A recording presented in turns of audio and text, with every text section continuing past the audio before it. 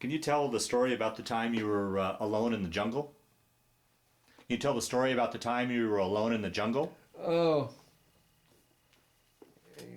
yeah, we were down there.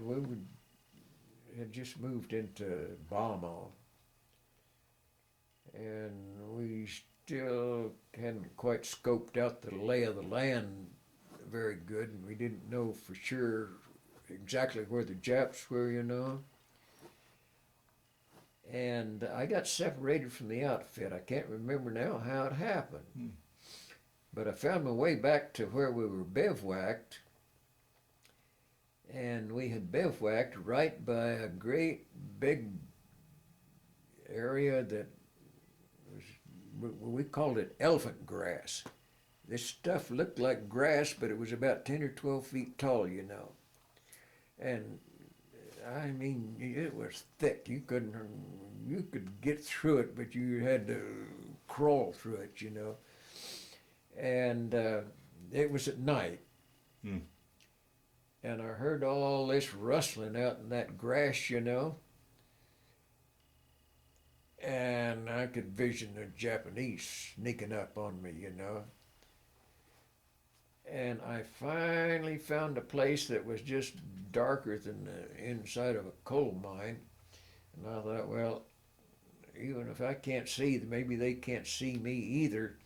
But I sat down on the ground and can't remember for sure how I was sitting now, but I had my carbine across my knees and I stuck a chintz knife in the ground right beside my leg over here.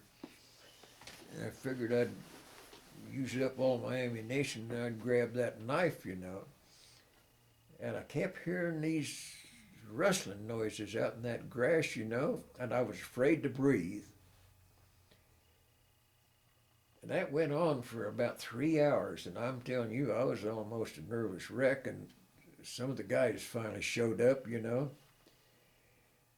I didn't tell them what had been going on because, well, you know, I thought maybe they'd laugh at me. But I had one buddy, I told him about it.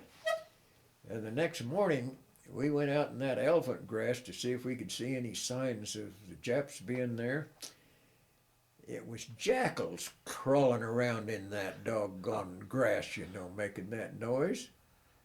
And boy, I felt like shooting every jackal I could get my sights on.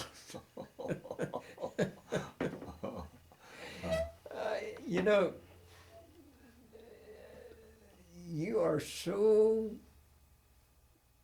scared. Oh, sure. I knew those guys could hear my heart beating. Wow. It felt like my heart was going to pound my ears out, you know. Oh, boy. And well, you breathe real shallow. Taking a deep breath, you're afraid they'd hear you. And that kind of fear would just almost incapacitate you, you know. But when it's all over with, that did something to me. I didn't panic. And I was thankful for that, you know. Every GI, well, I'll say 99% of them, that's what you worry about, is how you're going to react under situations like that and under fire. They all worry, am I going to chicken out? And you go through stuff like that and it does something to you. Hmm. Because after going through that and a lot of other stuff, you know, I haven't been afraid of anything. Is that right? Yeah. Huh.